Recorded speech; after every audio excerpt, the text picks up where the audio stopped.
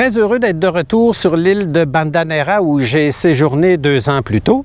Hormis la plongée, ce sont 2 sites historiques qui attirent particulièrement les visiteurs, soit les forts de Nassau et Belgica qui est derrière moi. Nassau est la plus ancienne des 2 constructions et la moins bien préservée.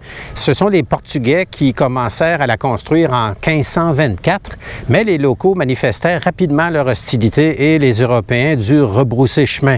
Les Néerlandais arrivèrent sur place en 1609 avec 750 militaires et n'eurent aucune difficulté à imposer leurs lois. Nassau fut donc terminé, mais on lui reprocha rapidement d'être situé trop bas sur l'île pour bien protéger les environs et fut ainsi décidé d'ériger la forteresse Belgica qui fut terminée en 1622. On voit tout de suite de visu que ce système de défense fut restauré à maintes reprises à la grande joie des amoureux de l'histoire.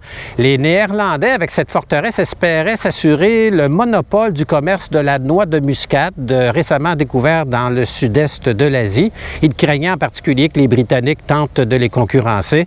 D'ailleurs, ces derniers plantèrent des muscadiers sur l'île de Rhône, non loin d'ici. Furieux, les Néerlandais dévastèrent l'endroit au complet et entamèrent des négociations avec les Britanniques pour s'assurer de ne plus jamais les revoir dans les environs. Ainsi fut décidé de leur remettre l'île de Manhattan. Et oui, Manhattan, on sait ce que les Britanniques ont fait avec cette partie du monde. Et en retour, donc, les Néerlandais espéraient conserver ce monopole. Ce ne fut pas le cas. Les Britanniques partirent avec des plans qu'ils s'empressèrent de mettre en terre au Sri Lanka afin de poursuivre le commerce de cette épice.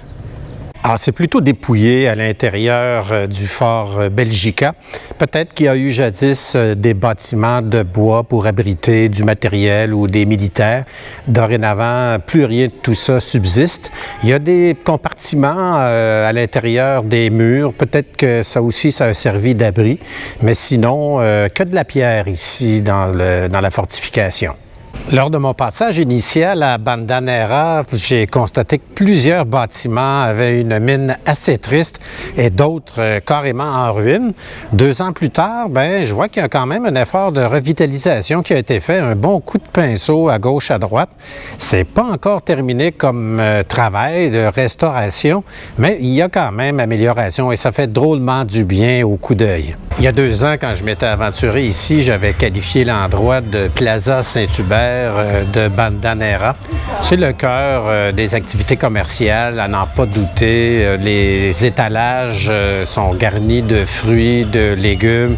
Vous avez un comptoir de poissonnerie aussi un peu plus loin. Donc, ça grouille d'activités ici.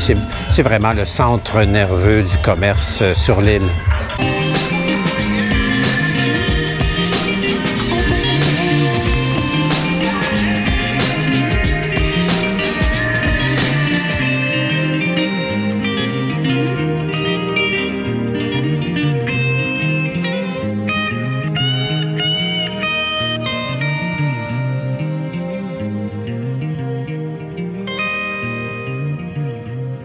J'occupe la maison d'hôte chez Zahira à Bandanera. C'est un édifice qui est imposant. On jurait qu'il est patrimonial, mais on m'a dit qu'il a à peine 25 ans d'âge.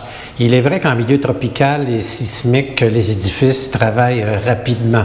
Il est bien situé sur l'île, sur un promontoire qui permet une très belle vue sur la baie et le volcan endormi. On a aussi un bel espace commun pour y prendre le petit déjeuner et jouir de cette même belle vue. Il y a plusieurs chambres à la maison d'hôte. J'occupe quant à moi la numéro 3, qui est une pièce quand même assez grande, bien que je ne dispose pas beaucoup d'espace de rangement. J'ai un beau lit double qui me paraît tout à fait confortable. La pièce, néanmoins, est un peu sombre malgré les 2 belles fenêtres dont je dispose. C'est une belle porte qui mène à la salle de bain de ma chambre. Malheureusement, elle a besoin d'un petit peu de rénovation puisque le plancher est mouillé en permanence à certains endroits, ce qui veut dire qu'il doit y avoir une petite fuite quelque part. La douche, évidemment, n'est pas séparée du reste de la pièce. Ça, c'est typique de l'Asie. Et je n'ai pas d'eau chaude. Remarquez que j'en avais pas non plus lors de mon premier séjour. séjour ici à Bandanera il y a 2 ans, malgré la chambre plutôt luxueuse que j'occupais. Alors pour dîner, je m'arrête à une petite table que j'avais dénichée il y a 2 ans. On y mange très bien et ma foi, les portions pour moins de 2 $, vous avez bien entendu, ça en est presque gênant. Et c'est délicieux en plus. Alors je vous amène.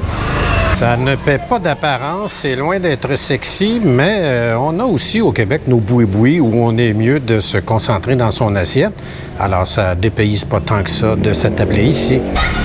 Alors, la dame découpe le poulet en flocons. Je suis vraiment chanceux. Parfois, il est présenté en entier. Alors, moi, je vais l'avoir en flocons sur des nouilles frites.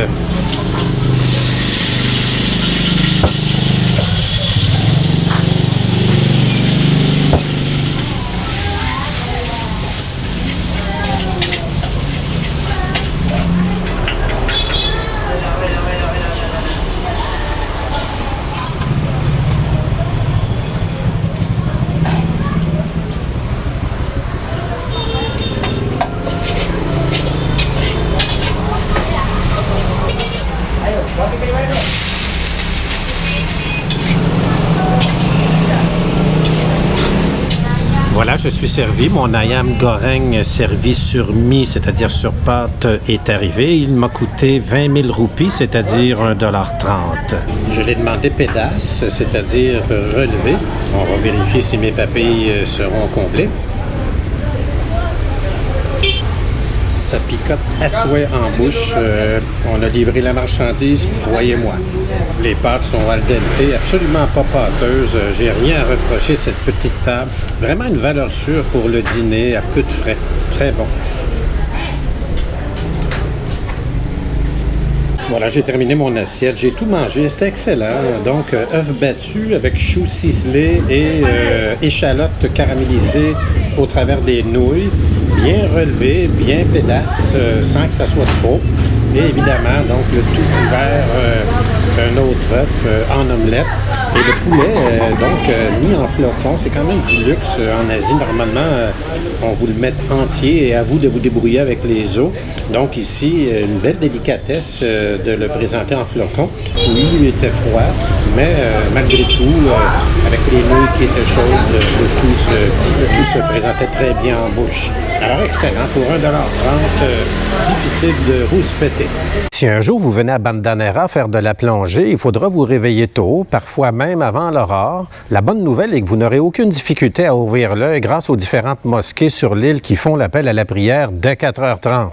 Et avec leur haut-parleur qui hurle les incantations, vous allez vous réveiller sans difficulté. De plus, l'île est une véritable basse-cour avec sa pléthore de coques dont plusieurs font du zèle nocturne. Alors rassurez-vous, vous n'arriverez jamais en retard au boulot.